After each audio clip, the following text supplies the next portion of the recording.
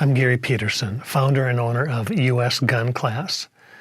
With all of the news lately about sexual harassment, I want to do a video for our firearms instructors around the country to address this issue.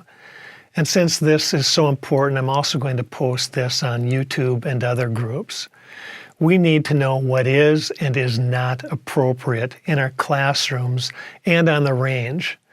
But more than that, we also need to realize that what we do outside the classroom in our personal lives can affect a lot of people if we behave badly.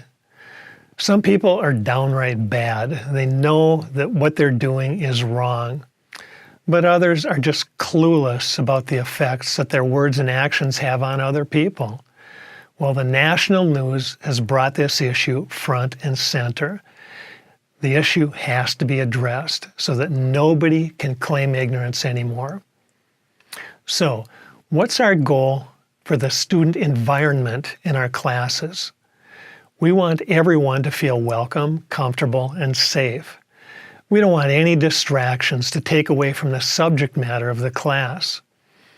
We have to realize that students coming to our classes have a huge range of life experiences. What may mean nothing to one student may bring up past horrors in another.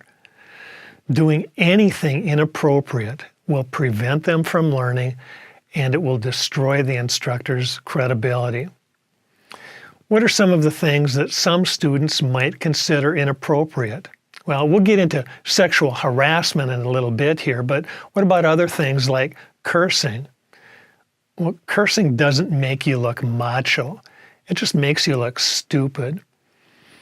All of our US Gun Class instructors know that if I find out that they've been cursing in class, they won't be teaching for us anymore. That's how strongly I feel about that subject. I'm going to break this talk on sexual harassment in the classroom into 3 areas: what you say, what you do, and where you touch. In each of these areas, there are lines that we can't cross, and we have to know where these lines are so that we don't get anywhere near them. So the first topic is what you say. Now, there are many things that we should not say, but let's first look at what we should say.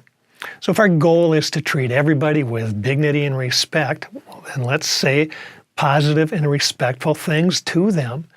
Compliment them on the things that they're doing right. Encourage them in their efforts. Call them by their appropriate titles. One of our female instructors in the South would always say, "Hey, Mr. Gary," whenever I'd call. I didn't think much of it until another female, also from the South, joined us for training out at Frontsite. She'd always call me Mr. Gary. Well, now I was interested. When I asked them about it, they explained that it shows respect and that it also creates an imaginary line that shouldn't be crossed.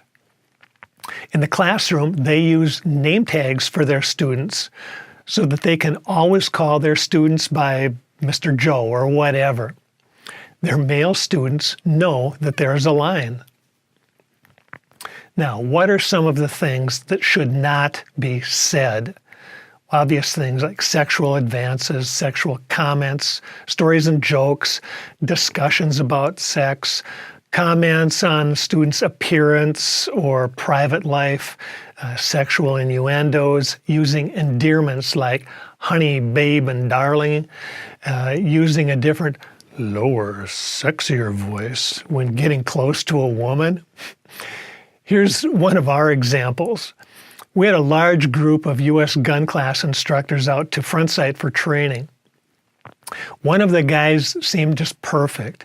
He had been teaching for years and he was a state champion competitive shooter. But I started getting reports about his inappropriate jokes and comments around women in our group. When we got back, I called him and told him that it was not going to work for him to teach classes for us. When I told him why, his response was, "Well, I thought they were tougher than that." He blamed it on the women. Now, here's a guy who just does not get it, and I won't have anything to do with him. So the second topic is what you do. Again, let's start with the positive things that we should do. So if our goal is to treat everybody with dignity and respect, let's do positive and respectful things for them. This creates a positive atmosphere where inappropriate things are a lot less likely to happen. And if they do happen, they'll stand out like a sore thumb and can be corrected. Here are some things that should not be done. The obvious things like displaying sexually explicit or suggestive material, sexually suggestive gestures, sending sexually explicit messages by phone or email, sharing private explicit photos, whistling at women. But then there are some more subtle things like staring and leering. Here's a quote from Susie Dorr, one of our instructors from Kentucky, who's helping me with this. Here's the quote. "It is noticed when the instructor is spending more time, attention, or facial expression with one student, usually a pretty girl. The whole class notices. Don't think you're getting away with it." So there you have it. So guys, don't think you can sneak a quick peek down her shirt without anyone noticing. Most ladies in the room will know exactly what you've done. And gals, please don't put us in that position in the first place by wearing suggestive clothing. And female instructors, you must cover up. Here's an example of how I handled this area personally. 20-some years ago, I was going over our company's harassment policy at an employee meeting. So I went over all of the standard items, and then I explained how I personally was going to go beyond the minimum requirements myself. I would not touch any female employee in any way. I would not ride in a car alone with a female that I was not related to. I would not share a meal alone with a female I was not related to. Now, I went so far beyond the minimum requirements that nobody could ever accuse me of harassment. So the last topic is where you touch. Well, again, let's start with the positive. We always need to keep a respectful distance. This adds to the positive atmosphere in the room, and it helps everyone to feel safe and comfortable. Unfortunately, we also need to talk about the things not to do. Again, there are the obvious things like unwelcome physical contact, like patting, pinching, stroking, kissing, hugging, fondling. Well, those are obvious, but how about some of the real subtle things like standing too close in her personal space, brushing up against her, putting your arm around her in a photo? Well, just ask Al Franken how well that works.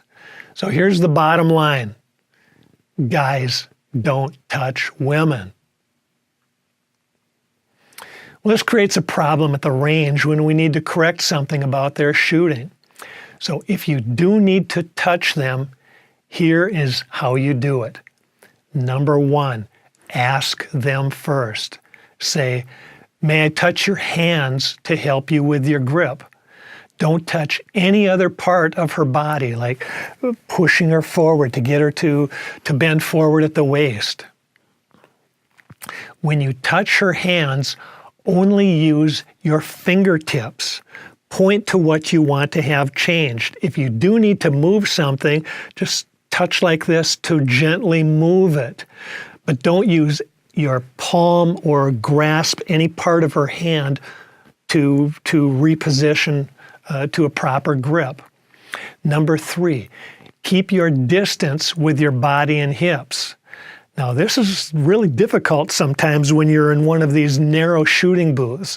So if you're in there with her, what you need to do is you need to turn to the side so your front is away from her and you're not rubbing your front up against her or touching her.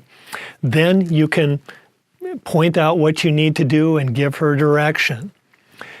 Here's a picture of exactly how not to do it. So it's a good idea to go over these steps as part of your range safety briefing. Tell everyone in advance so that they can be prepared. Susie shows this slide at the beginning of class as she explains the whole process. Well, this wraps up sexual harassment policy and guidelines for firearms instructors. We're teaching firearms classes because we want to help people learn to keep themselves and their families safe. We don't want anything to happen in our training to distract from that goal, or worse, to make people feel unsafe right in our classrooms. Now, I'm requiring all U.S. gun class instructors to watch this video and to attest that they will follow the policy and guidelines.